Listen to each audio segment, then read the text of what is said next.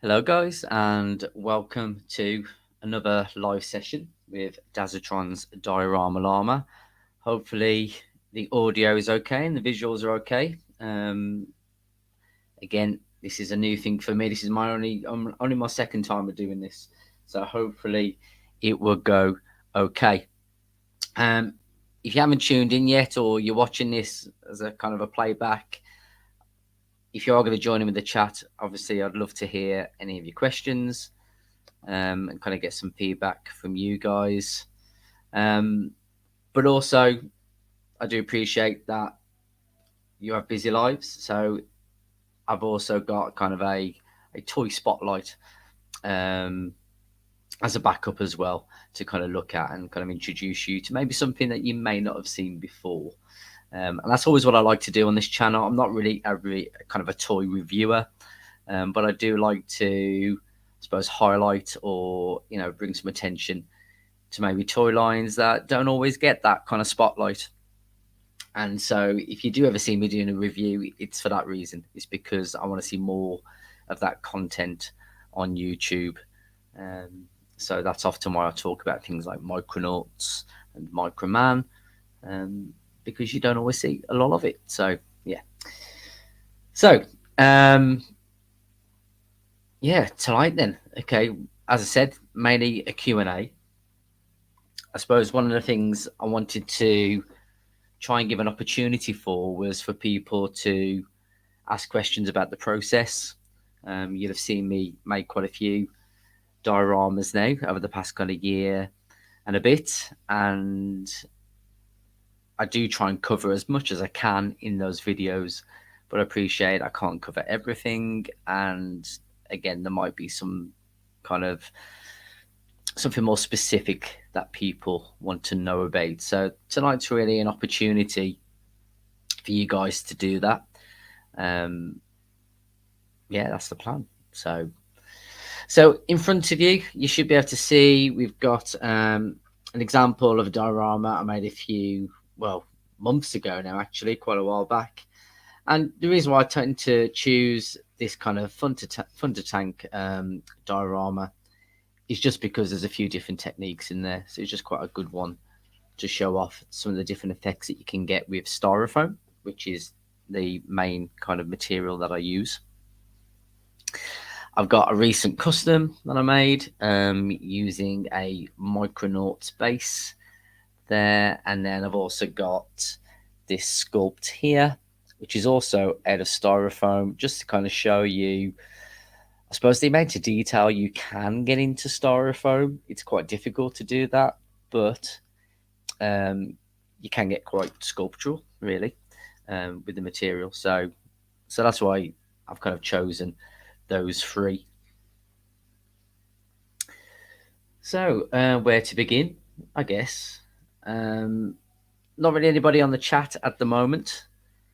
Thank you to, just a quick plug to Transformers the show, just for letting me advertise on their channel just about 10 minutes ago, and I know they've still got their show on at the moment. If you haven't tuned into Transformers the show, I'd encourage you to do so. It's a lot of fun, really kind of down to earth, really settled, and they're a great bunch of guys. So yeah, do go over to Transformers the show every Friday. It's a live show, 8 o'clock. I'm sure they'd love to have you there. Obviously, particularly if you like Transformers, I appreciate not all of you might be fans of Transformers, but it's a good show nonetheless. Any other things I need to mention before I begin? Yeah, there are a few people that I've used for information today, but I think I'll give them some credit a little bit later when I look at the toy spotlight. And I think that's about it at the moment. We've got somebody here. Thanks, Robert Kopp. I appreciate that. Thank you. Yeah, it does. It takes a bit of time. Yeah, to add that kind of detail, but that's kind of really what the point of my channel is about, is trying to encourage people to have a go. And sometimes it looks more difficult than it actually is. This one here was particularly difficult. I'm not going to gloss over that. That was a difficult make. But this one here actually wasn't as difficult as it looks. And there is a whole video tutorial on my channel on how to do something like that, how to make the different rocks, how to make the kind of soil effect here, and of course just doing like kind of basic sculpts as well. The nice thing about something like this here, which is the kind of the pour from the thunder tank, is because it's quite angular, it's a little bit easier to cut. So thanks for tuning in, Robert. I appreciate you turning up to see what this is all about. And again, if you've got any other questions, please feel free to ask.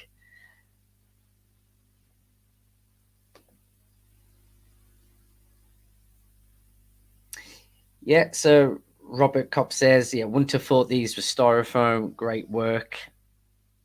Yeah, it's a material that up until a couple of years ago I hadn't used much of. I work in a school and I'm an art teacher by trade, but I do work with the design and technology department. And it's a material that they've often used to make kind of mock ups and prototypes. And students are doing their kind of GCSE work. So I thought I'd have a little play with it. And I was surprised actually at how easy it was to kind of to carve, really. This is the stuff that I use. So it comes in a block form. I think it's EPS, is it? I think it's there's extruded styrofoam, so ESP. So there's extruded styrofoam, and there's expanded. I'm not exactly sure what the difference is between them. I think it's about how it's made. Hi, Robot Recruit. Hi, Phil. Appreciate you turning up. Thanks for that. Just talking about this styrofoam here. In America, you get it in like a blue form, but over here it tends to come in this kind of grey colour. It is different to the white stuff that you get for kind of like packing, or kind of McDonald's kind of containers and stuff like that, which is the kind of the ball styrofoam, which comes in the tiny little pieces. Although you can carve with that actually. You just don't get a smoother finish. So this is the stuff that I use. I order from an educational supplier called Tilgear, but you can kind of order it online. Amazon, I know, sell sheets of this. Yeah, to get the finish, it's really just a bit of sanding. Actually, it's nothing special. And a few people have asked that before. What do I use? Do I use anything before painting? And actually, I don't. I usually just sand it down or leave the rough texture and then paint it with acrylics. And that's as much as I do. I have tried using something called Mod Podge, which is kind of like a PVA glue. Oh, hi. Here's Lily. Yeah, appreciate you turning up. Thank you for tuning in. Just talking about the kind of the finish to some of these sculpts, and I was just saying generally I don't put anything special on them. It's just acrylic paint. I usually prime them. Actually, I usually prime them with either black acrylic or dark grey. Not usually white, because I think the darker color tends to bring out some of the details and the textures.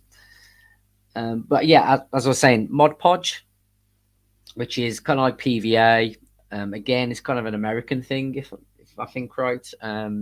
Certainly, probably even only, I don't know, 6 or 7 years ago, I don't think we ever had Mod Podge over here in the UK. But it seems to kind of got over here somehow, and I think particularly for making things like slime and stuff like that, it's used. But you can use that, and I know cosplayers use that sometimes to get a harder finish. So if you do want to protect your kind of dioramas from kind of scuffs and scrapes, Mod Podge is particularly good for that, because once it's dry, it does give you a really solid finish. But you do have to leave it to dry for ages.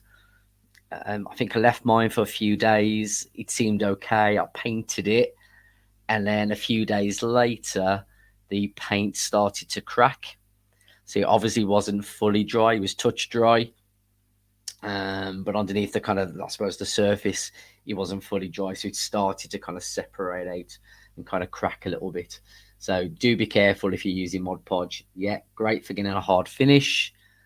But if you've got to paint it, not always the best. So great questions there, Rob. Appreciate that.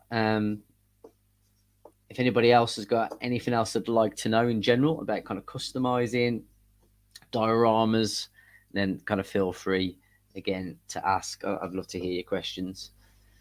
I suppose just talking a bit more about what I use, because that tends to be the kind of things that people are interested in. General acrylic paints, I don't always buy the expensive stuff. So in fact, if I just give me a moment and I'll grab some supplies. Here we go. So some of you, if you've done any type of kind of hobby kind of work, whether it's kind of model making or anything like that.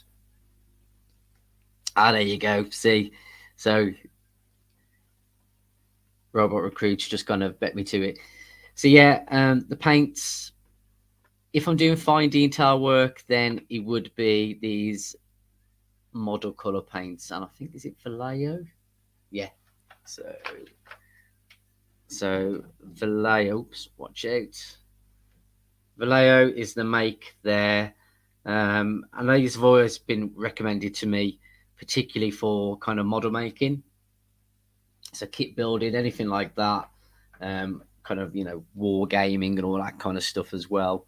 They're often kind of recommended, even over kind of the Games Workshop paints. And that's kind of what I grew up using back in the day, when I used to be into kind of all the kind of Games Workshop stuff before it became Warhammer. Yeah, we used to use their Citadel paints, wasn't it? That was it. We used to use Citadel paints all the time. So Vallejo are similar to that. It's kind of watered down a little bit. So it's probably a similar kind of consistency as Citadel paints. So it's particularly good for kind of seeping into some of those kind of details that you might want to kind of bring out, particularly if you've sculpted something or if you've purchased something that's already sculpted. It's particularly good for that. But actually, because these are larger models and those kind of paints I was just talking about, and like the Citadel paints, they tend to be made for miniatures. So you don't always get a lot in them. So if I was going to paint something as large as this diorama here, I would just buy regular cheap acrylic paints. Now I do sometimes use branded paints. I suppose the most famous ones over here would be Derwent. They're quite a big brand, particularly for kind of student paints and stuff like that, student acrylics. You can pick them up pretty much at any kind of hobby store, like Hobbycraft in the UK, The Range in the UK. But you'll also pick up cheap acrylics in places like the Works Bookshop, again in the UK. Apologies if I've got any viewers from elsewhere in the world, but those are the shops that I kind of know of over here. So yeah, so cheap acrylics are great for doing larger surfaces, small detail work. I would stick to kind of the hobby kind of paints like the ones I showed you earlier. And this was quite a nice set. Can't remember how much this was. This was just the what's it called? Fogstone Basics set. And there's loads in there. That's lasted me ages. You use hardly any. Just squeeze a little bit out. And because these have got kind of like a pipette, you don't use too much of it as well. So it does last for ages. I suppose the only other thing to mention, I do sometimes use a primer. And again, I just picked this up from a local kind of hobby store. And this is Plastic Coat Super Primer, which is just grey. Don't always use it. It depends on what I'm doing. So sometimes I'll prime, sometimes I won't. I think for customizing, it's a good idea to prime. But But sometimes with the styrofoam, you could just literally paint straight on because it's already kind of a grey colour anyway. So yeah, so paints. I guess my main material that I use or tool is actually this here. It's not a normal scalpel. You'll have seen me use this if you've watched any of my videos before. It's a floristry knife. That's all it is. This one's made by Oasis. I think it says on the blade there. Yeah, Oasis. You can get them pretty cheap. Again, get them online. But because you've got this longer blade, it's particularly useful if you're cutting into styrofoam, and it kind of cuts into that really easy. But you do need to keep it sharp. So it is worth investing in some sort of kind of knife sharpener as well. So that's probably my main tool that I use, even more so than the electric foam cutter, which is another good tool. And if you want to see which electric foam cutter I use, just grab this one here. Here we go. So that's the box. Just move these back a bit so we can see what we're doing.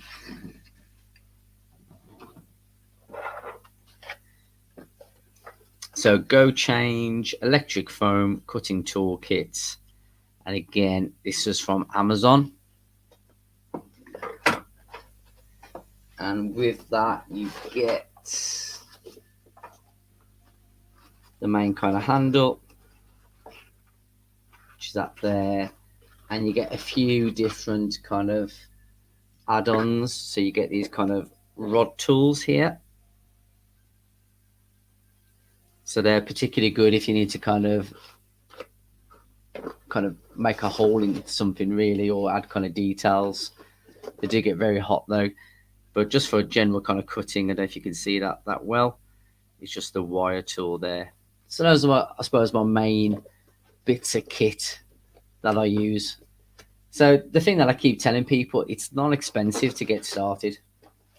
So if you're interested in making any kind of dioramas, it doesn't cost you a huge amount.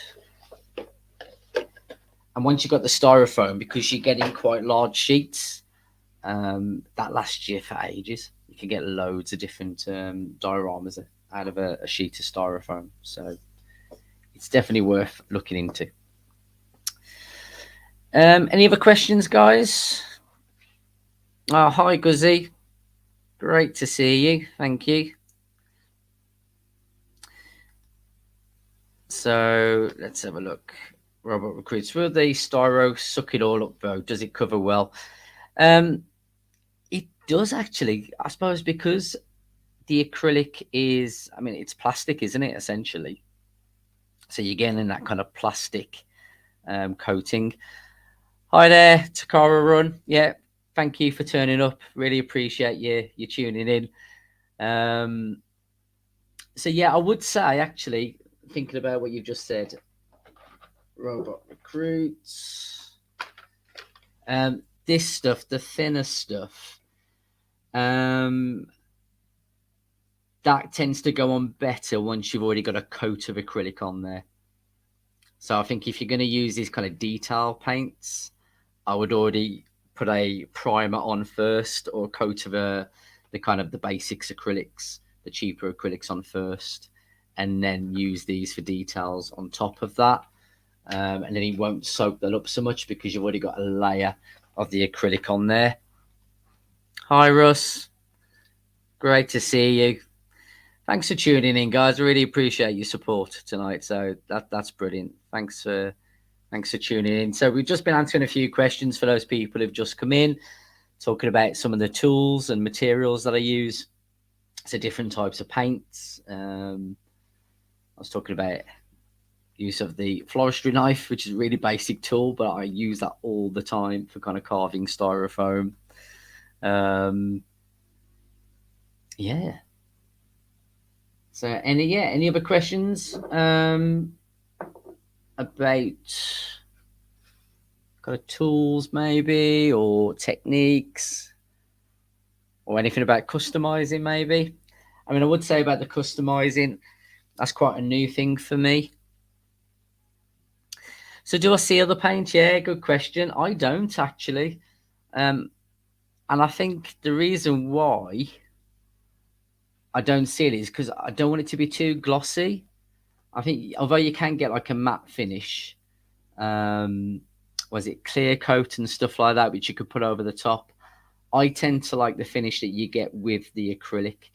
Now, of course, that does mean it's not going to hold up to any kind of hard wearing. Like if you're kind of moving about, messing with it too much. But because these are display bases, you tend to just leave them in place, don't you? You put your figure on there, and occasionally you might repose your figure, but you won't do much really with the diorama. But if you look closely at this, actually, I don't know if my camera will pick it up, you can just see there that little bit of grey coming through. So that's where I think my Lion-O, my Thundercats, and my Panthro were kind of standing on there, and it's just kind of picked up some of the paint on top. It doesn't ruin the figures. Don't worry about that. So don't worry about kind of getting paint on your figures. But over time, it's obviously kind of just gone a little bit tacky and picked off a bit of that paint. So if that would bother you, then yes, I would say to use a finish on top of that. You could use an acrylic varnish because you're using acrylic paints. But again, if you're using a varnish, you are going to get more of a gloss finish. I quite like you get a bit of shine with acrylic paints anyway, but I quite like the matte finish that you get from these. Oh, thanks for that, Russ. Yeah, it's surprisingly easy though, and that's the great thing, you know. It's not as hard as it looks. So sorry, that was me answering the question there of do I see other paints. So thanks for that. To Cara Run. I don't know if to use your real names or not, because obviously I know I know some of your real names on the chat, and some of you I don't. But I use your usernames at the moment. Oh, great to see you, Vault of Iacon. Brilliant, thank you. You don't need to be sorry. Thank you for turning up in the first place, giving up a bit of your Friday evening. I appreciate it. I don't actually get to do this very often because normally there's somebody else in the house. So tonight, actually, just a bit of a plug for my wife and my daughter. They're raising money for a homeless charity, which is part of the YMCA, and it's called Sleep Easy. So they're actually sleeping out in the snow tonight. Can you believe it or not? Yes, they're in a car park, but it's still freezing cold. So they're kind of raising lots of money. I think they've raised between them, so not just my wife and my daughter, but the group. I think they've raised £10,000 at the moment for Sleep Easy charity, which again is for the homeless. So they're looking to kind of raise more money for that. So if you're interested in that and donating, do just look up Sleep Easy YMCA, and I'm sure they'd love any kind of contributions to that. So yeah, so that's why they're out. So yeah, I've got the house to myself. My daughter's upstairs revising, but that's about it. How can we donate? I'm sure, yeah, if you just look them up. If any of you got me on Facebook, I did put something on there as well that you'll see on my my Facebook. But yeah, if you're stuck with that, let me know and I'll see if we can get that sorted out. Right, so yeah, so back to what we're talking about. Let's have a look at the questions. Phil from Robot Recruit says I can use his name. Toys R Us, yeah, says there. Jim did that last year. Brilliant, Russ. It's a really good, a good thing to donate towards and raise attention to, isn't it? The homeless. I mean, they were thinking about, do we cancel it because of the snow? And it's like, well, actually, no homeless people out there tonight, aren't there?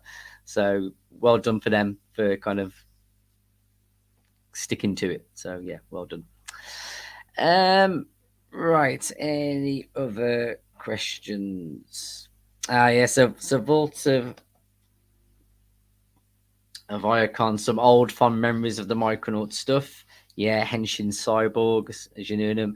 Yeah, the Dennis Fisher. I'd love to get my hands on the Dennis Fisher stuff. I nearly did win a bid probably about 6 months ago, but it wasn't quite there. And they do tend to go for crazy money. The Dennis Fisher go for more than the Henshin Cyborg, which is mad considering Henshin Cyborg was the originals, and Dennis Fisher made copies of those and then shrunk them down a little bit, so they weren't quite the 12-inch size. But they do go for crazy prices. But they're gorgeous.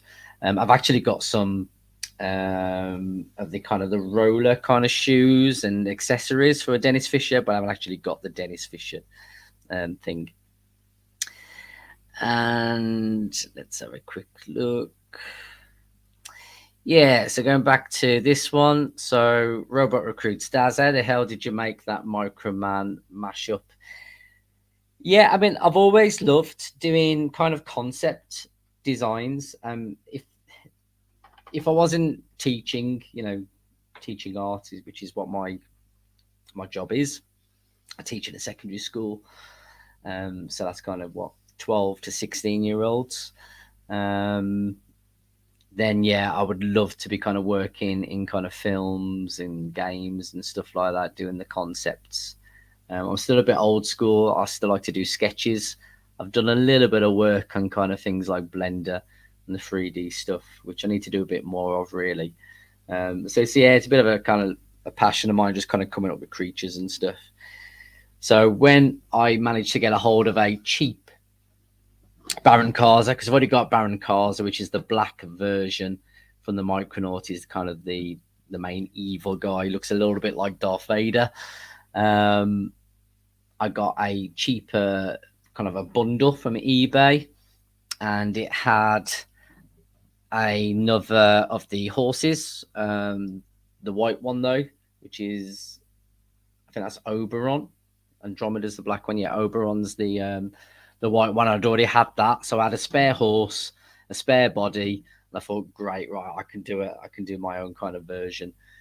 So I just did some doodles, and actually, believe it or not, I mean, I know on the chat, Guzzy's mentioned about the Warhammer stuff. I suppose it is a little bit inspired by the Warhammer kind of helmets with kind of like the gas mask kind of feature on that. It also is based off just old knights, really, kind of medieval armor, which is, if you look into the Micronaut history, that is where the original designs for Force Commander and Baron Karza came from. They were kind of based on knights. Lots of people think they were based on Star Wars because they do resemble Darth Vader and Stormtroopers a little bit, but they weren't. They were they predate those. They predate Star Wars, so they come from kind of the old fashioned knights. So I thought, yeah, I'll have a little play with that, and I like the orange and the kind of bluish grey colour scheme. This arm was off something called a Microman Hurricane Bird. So that was a spare I had of that. And yeah, just had a little play. But that's the great thing about this. I think I showed you this before, but you can just kind of pull all of these things off. So if you've got any of the different toys in this line, you can just kind of disassemble and reassemble them. And they're fantastic for that. So besides Transformers, that's why I think Micronauts and Microman are one of my favourite lines, just because of the playability. I love them. So going back to let's have a look now before to that. So here we go. So Guzzy says, I wish I had a patience for painting. I tried Warhammer as a kid, but I don't have the attention span for the painting stuff. Do you know what? I get it. I used to love it when I was a kid. I've got a copy of Dungeon Quest. I don't know if anybody's been buying the new version of Hero Quest. Quite expensive. I think it's about £100, but that's been doing the rounds again and being quite popular in the past year or so. But Dungeon Quest was kind of a small version of that, and you had to kind of put out these tiles. And I remember painting some of those. And I also picked up a couple of years ago, a company called River Horse did a Dark Crystal and Labyrinth board game, and I'm massive fans of the old 80s kind of Dark Crystal and Labyrinth films. So I had to pick them up and had miniatures in them. And I thought, right, I'm going to paint those figures. And I had a go at painting one of them. And oh my life, it just shows the the difference in time. So when I was a teenager, my eyesight was really good, and I could kind of get in there with the fine details. And now, I just can't cope with it. My eyesight just can't quite do it at that scale. So anybody who's good at doing that, I've got a few friends who are into the miniature painting.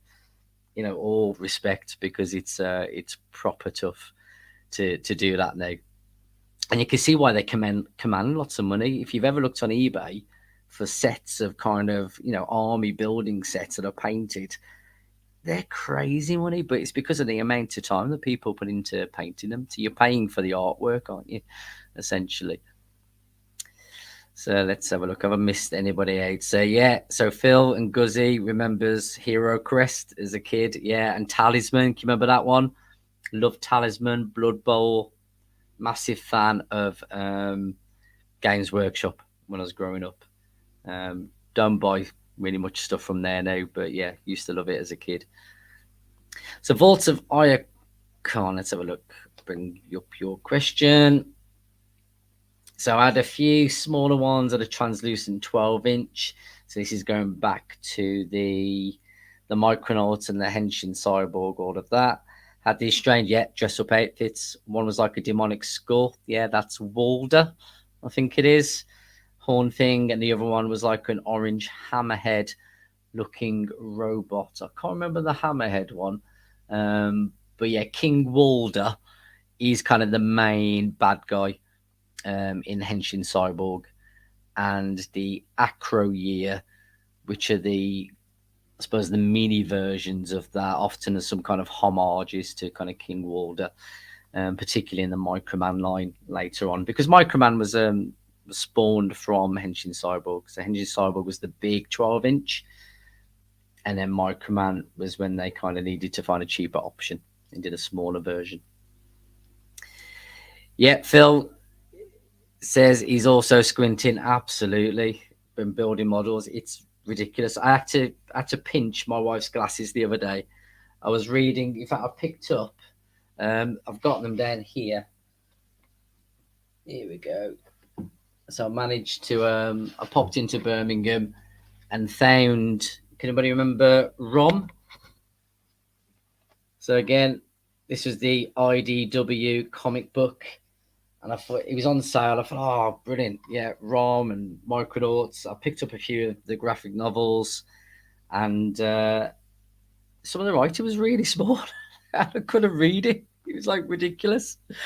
So so I pinched my wife's kind of paint shop glasses, and they did the trick. Yeah, that's it. Space Knight, Vaults of Iacon. You got it. I love the new Canon camera crossovers, Ross says. Yeah, so is that...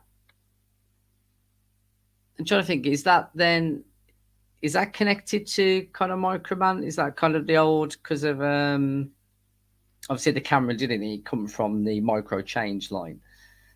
So is that kind of like I suppose a homage to that, I guess?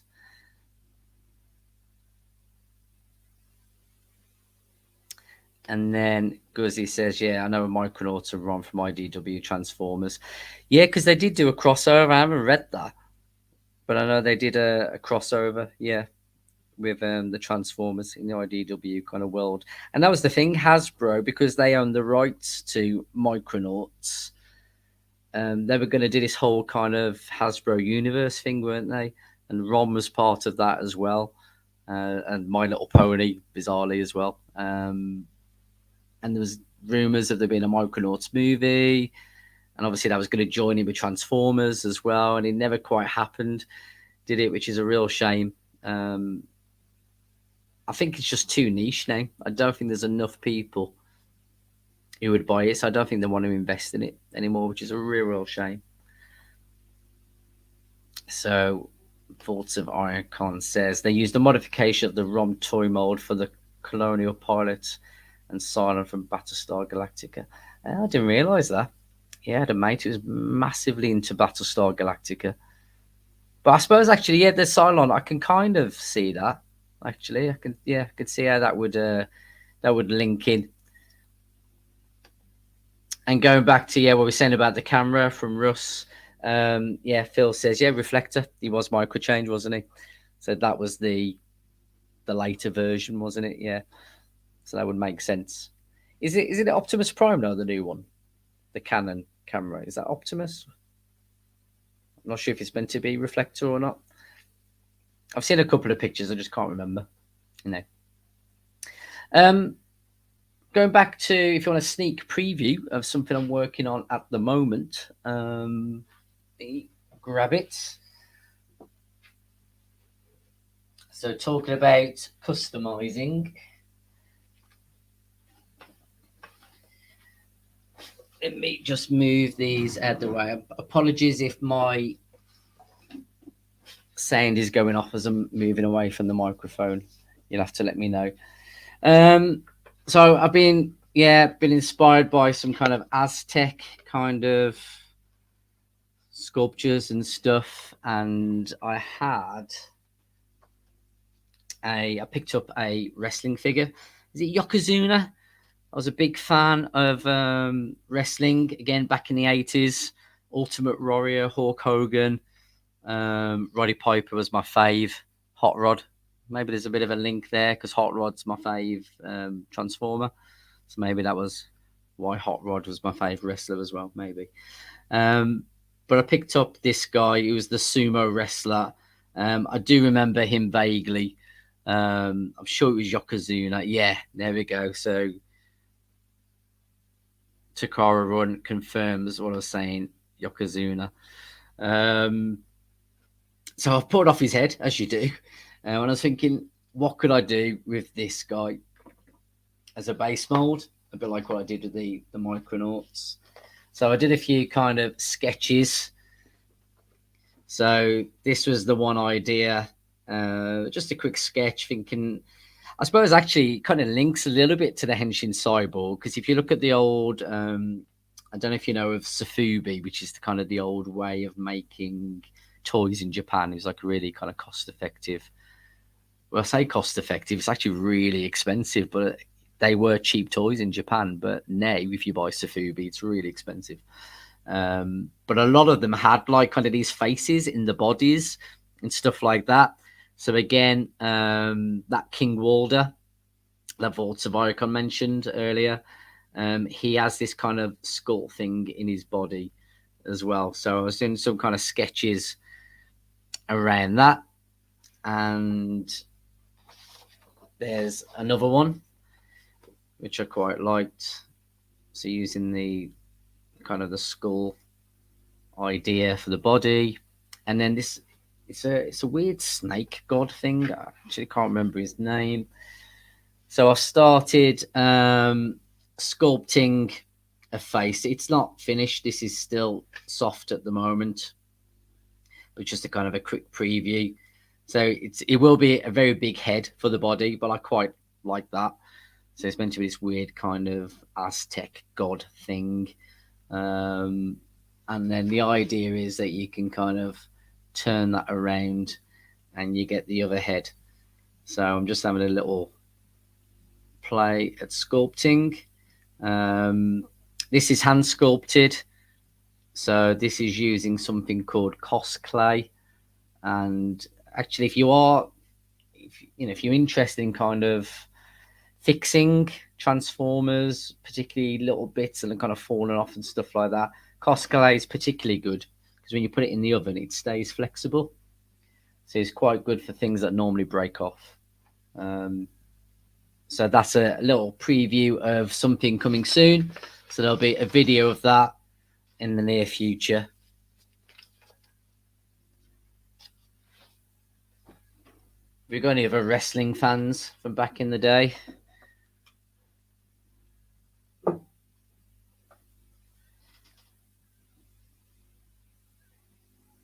Yeah, again, Phil from Robot Recruits, Jonathan Ross, big Henshin Cyborg collector.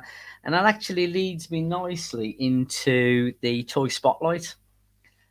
for today, which is part of what tonight's about. So I wanted to kind of open up some time for Q&A, as I already mentioned. But yeah, Jonathan Ross, when I watched his video from the Leicester Toy Shop, is it Toy Shop on Tour video, which again, if you haven't watched them, they're really, really good.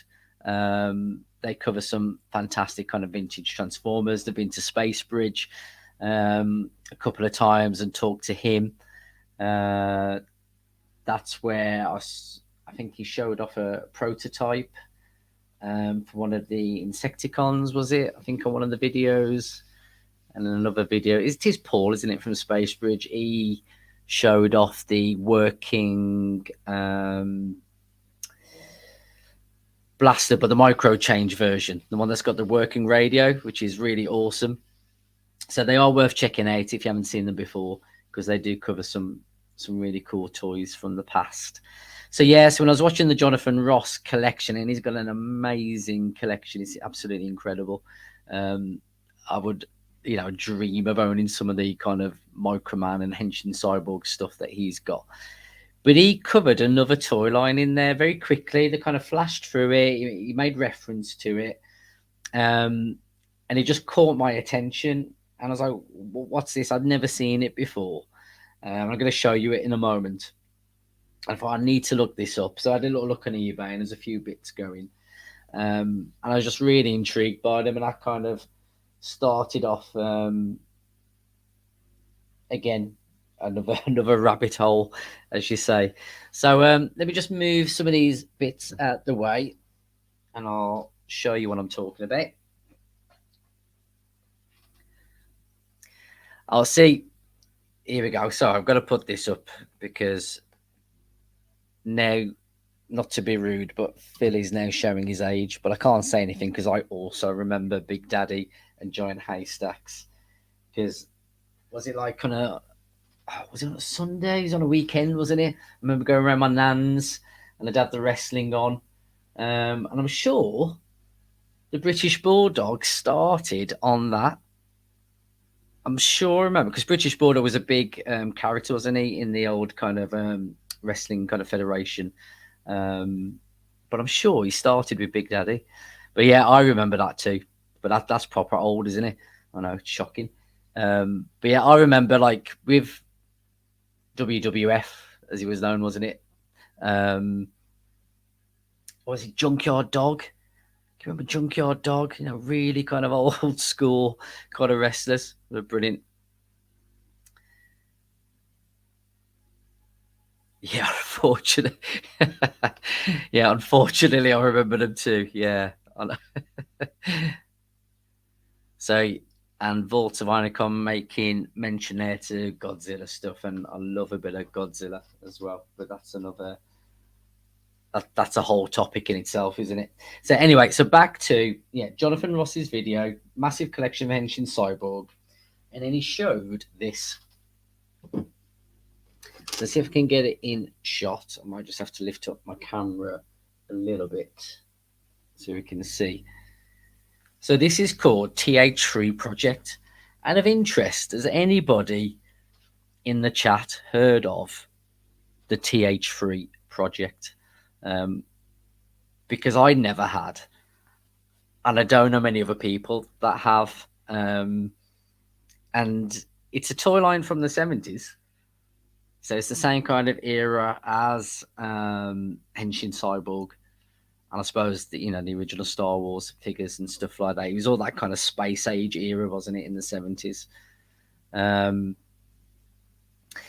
yeah, it was. I mean, the box isn't brilliant on this, but as I said, I picked this up quite cheap. This was imported from Italy because this was a big thing in Italy, and Giocattoli Edison. They're the ones who made it.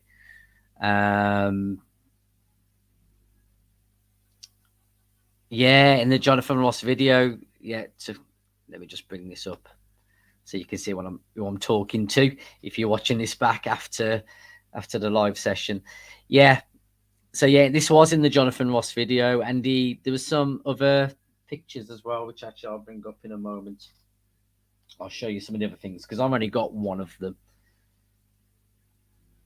And so yeah, so Giocattoli, Edison Giocattoli, who they're from Florence in Italy.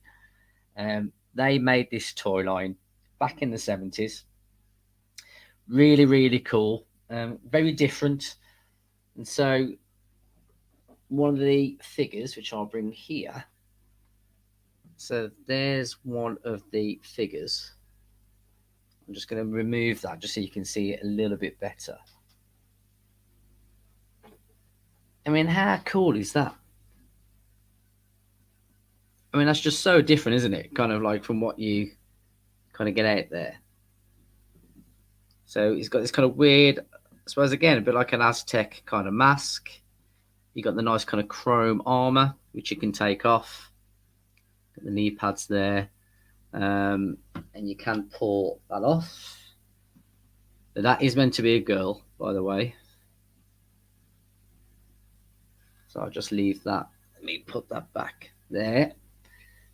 Yeah, so it just really grabbed my attention. I thought this was really different. And there is some just really kind of weird looking stuff. So this actually came in a set. So this figure here, which is, I'm trying to remember the name now. Titan, I think it was. Yeah, or Titan. It's like Thitan, Titan. So that's Titan. There was another two girls, which again is unusual for like a space age kind of toy line. To have the three main characters as girls, which is a bit kind of groundbreaking, really, I think. And other than that, as well, three of the main characters. So there was three girls, two men in the wave, and the two men and this girl here are all black as well. Which again, thinking back into the 70s, like how many characters you had that were black, it was so rare. So he's like a really kind of like forward thinking toy line that again I never heard of. And when I've tried to research this, there's just so little information about it.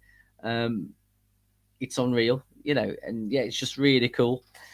No, yeah, good question. So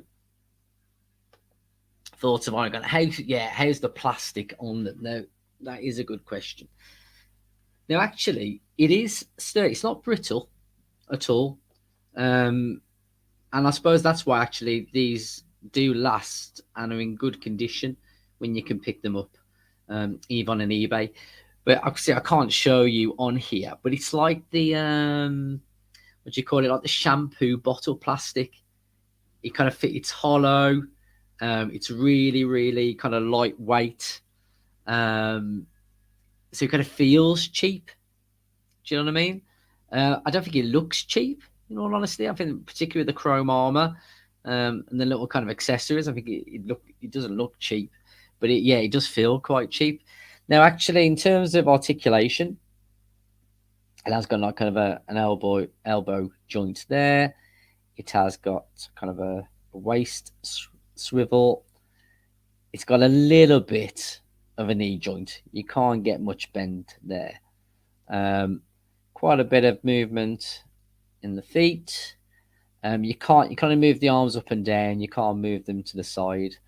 But again, this is from the 70s, and the head kind of rotates. So not bad articulation for the time, really. But it came with.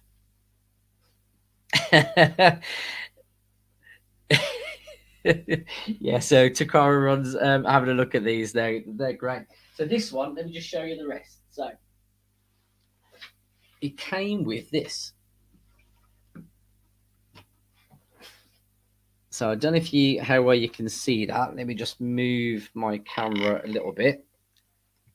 So you've got these monitors there, and then you've got this kind of swivel chair.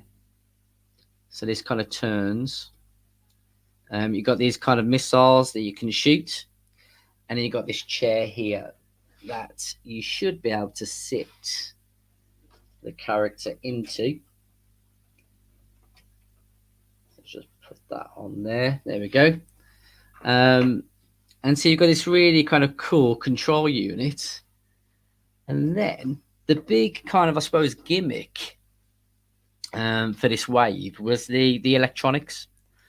So I've managed to put some batteries in here. And then you got these little kind of plugs. So if I put that one in there, put this one in here. And then let me move up. And you can see then the kind of the control center lights up. You got those kind of control panels. And it's just really, really cool. I just think they kind of stand out. Sorry, my camera's gone a bit blurred. There we go. There we go.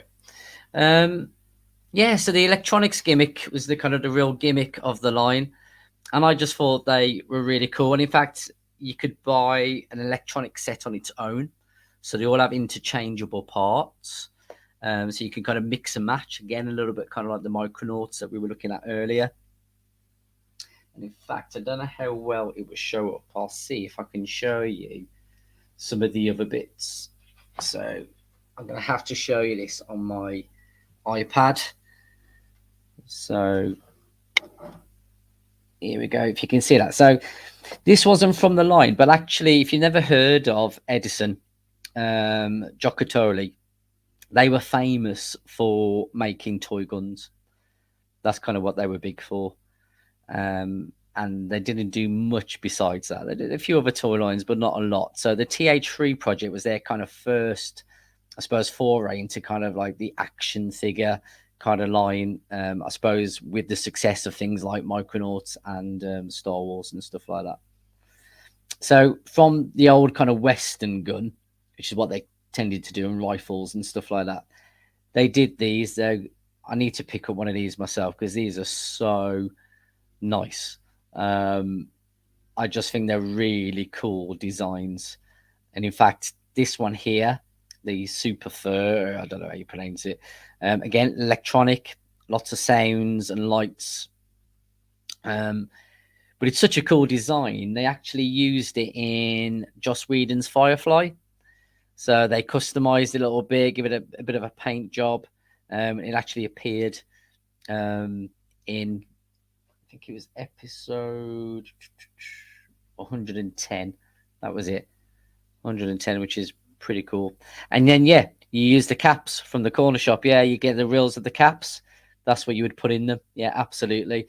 And actually, even the ray guns used some of their caps. I think they had special caps, though. It wasn't like the caps that I remember as a kid, where you'd have like a strip of them, wouldn't you? These have their kind of their own version. So that's one of their ray guns. This is one of their helmets. I mean, how cool is that? So they not only did this kind of toy line, which about, I think they're 8 inches around about the figures. They did kind of almost like this kind of cosplay kind of, dress up kit as well. So the helmets, which are really cool, you can pick up as well. I mean, they're quite rare. I don't see them very often. But I mean, how cool is that? That this is from the main bad guy, whose name is Black Genius, which is quite an interesting name. I just really like the colours on that. I think it's really cool. And then this is the main good guy. So you got the 3 girls.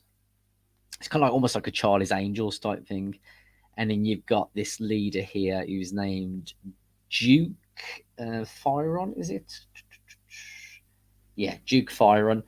And he's kind of like, the kind of the leader of his kind of squad, which is the TH3 project, which is what the 3 girls belong to.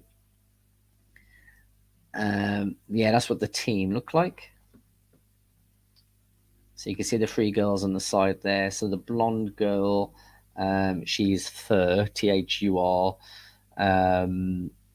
Pharos is the brunette, and you can see I've got Titan or Titan, and then you got Black Genius on the end and Duke fire on there, and then with their masks on their helmets.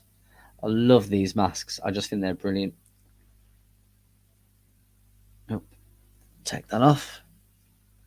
And there's another one of their ray guns. This is probably one of my favourite ones because I like the clear plastic as well with the kind of silver handle. These tend to go for about £100 each at least, sometimes 150 for the ray guns. The figures you can pick up pretty cheap, particularly in Italy. So then you have to pay import costs. So sometimes as cheap as £25, usually about 40, 50, sometimes 60, £70. I mean, all kind of different prices depending obviously on the quality and accessories and whether they're boxed or not. This is one of the vests you could buy. This is almost like the kind of the old laser tag type thing. So the ray guns, and this is another ray gun that they did, which I think is ace. Looks really, really cool. I think that's the last one. So that's some of the kind of the different toys and accessories within the line. And as I said, I never heard of these before, but I think they are such a cool toy line and deserve really some more attention. And I suppose, you know, maybe it's the whole gun thing, but of course a lot of them were kind of space guns really. But yeah, doing a bit of research, found very little about this line. There's not much. There's some kind of forums, but most of it's in Italian. I've even translated it to see if I can find out some information. So as much as I know, it was from 1979. As I said, it was called the TH3 project, which I think is why all their names at that start with TH. You had, as I said, it was the kind of the electrical kind of theme. So there's a video control playset, an accessories playset. All of the figures came with a playset, but you could also get the 3 female characters individually as well, without the extra accessories.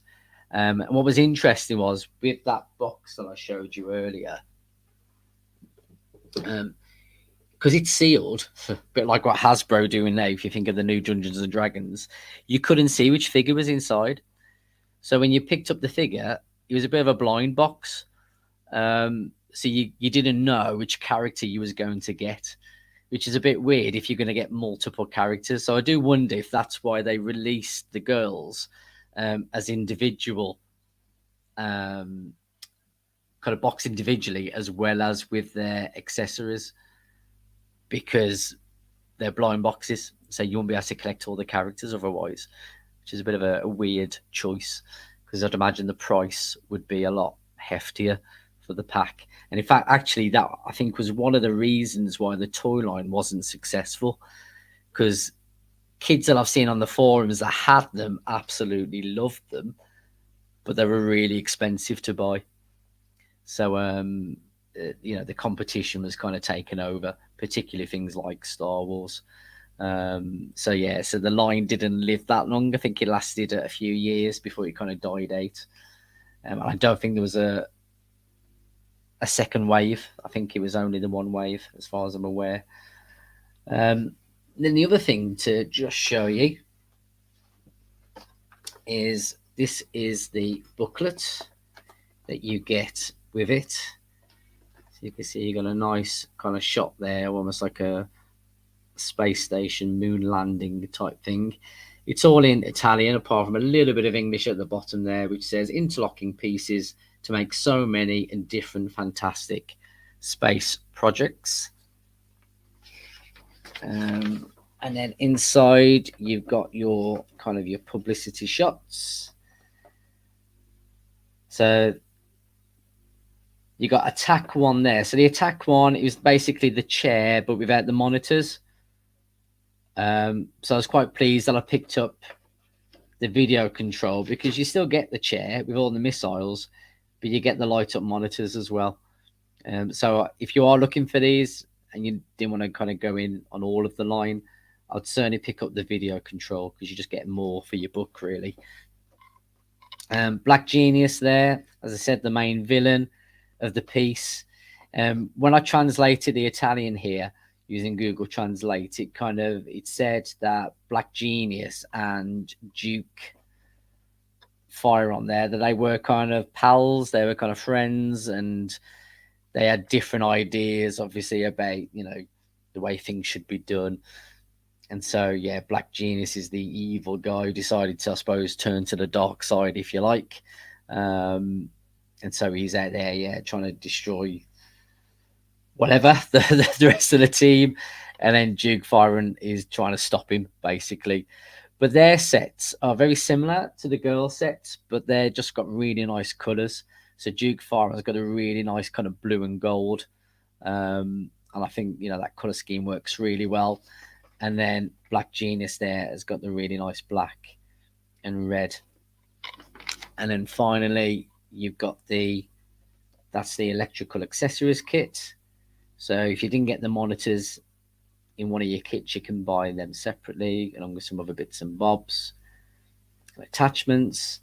And then there's a little bit of information down there, which actually doesn't tell you a huge amount. Again, it just pretty much tells you that it's kind of you can interchange between them.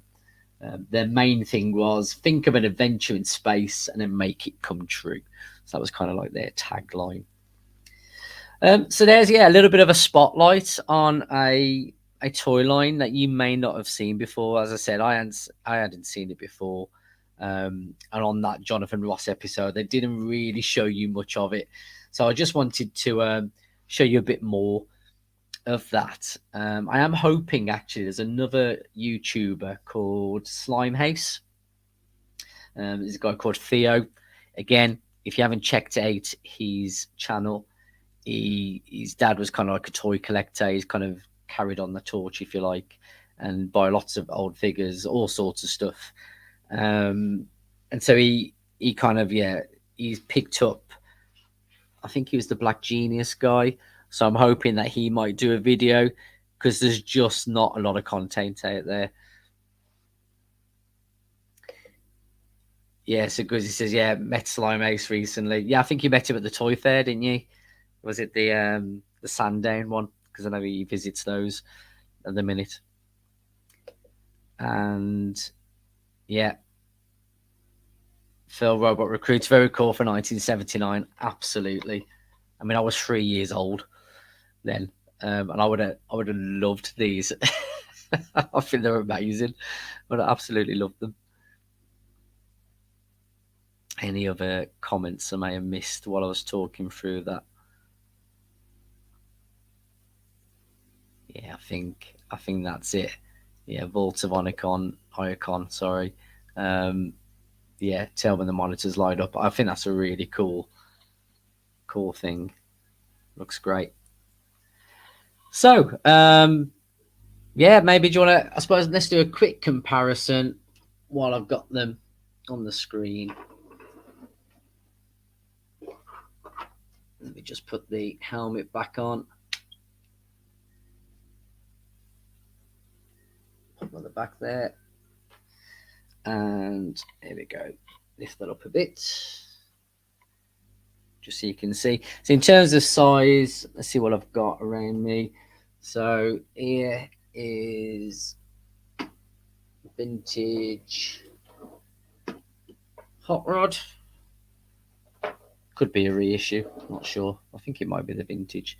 And we've got a McFarlane Martian Manhunter, one of my favourite characters from the Justice League. So you can kind of see where they are in terms of height. And then just for fun, I've got this guy from Space Ghost, whose name's gone right out of my head. Is he going to stand up for me? He's not, is he? Just because I think I can imagine the TH3 project going against some of these praying mantis aliens. So yeah, there's a bit of a size comparison. So yeah, no worries, Ed. I'll try and remember that. Okay, so Ed from Vault of Icon. Space Ghost, love that cartoon. Yeah, I've got a Space Ghost figure, and this guy. The only two I've got. Again, they're quite expensive now on eBay, but I picked them up years ago because I loved Space Ghost, the old Hanna-Barbera cartoon, but I also loved the relaunch they did on Cartoon Network, where he was the what was it, Space Ghost Coast to Coast, which I thought was actually quite funny. Um, yeah, so I'm a bit of a fan of Space Ghost and the old Hanna-Barbera cartoons. Yeah, so that is my toy spotlight and my Q&A session. Hopefully you've got something out of that. Can I just say a massive thank you to all of you guys for turning up and just supporting this. I really appreciate that, because otherwise it'd be a really short video. So, but I hope, maybe some of you do want to go down that rabbit line and look up this this toy line. I think they're really cool. I do think there's lots of stuff actually from the 70s. In fact, there's another toy line I might draw attention to as well in a future video. Again, which I never remember because it was before my time. But some really cool stuff out there if you're into kind of your science fiction. So, yeah, I might call it a day unless anybody's got any other questions.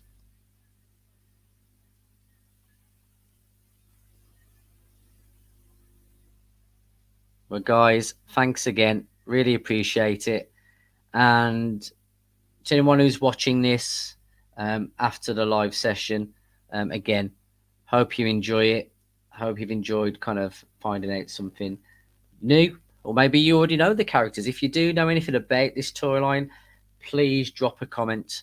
I really, really appreciate that. So, yeah, that'd be great. Right, guys, enjoy the rest of your Friday and the rest of your weekend, and I will see you soon.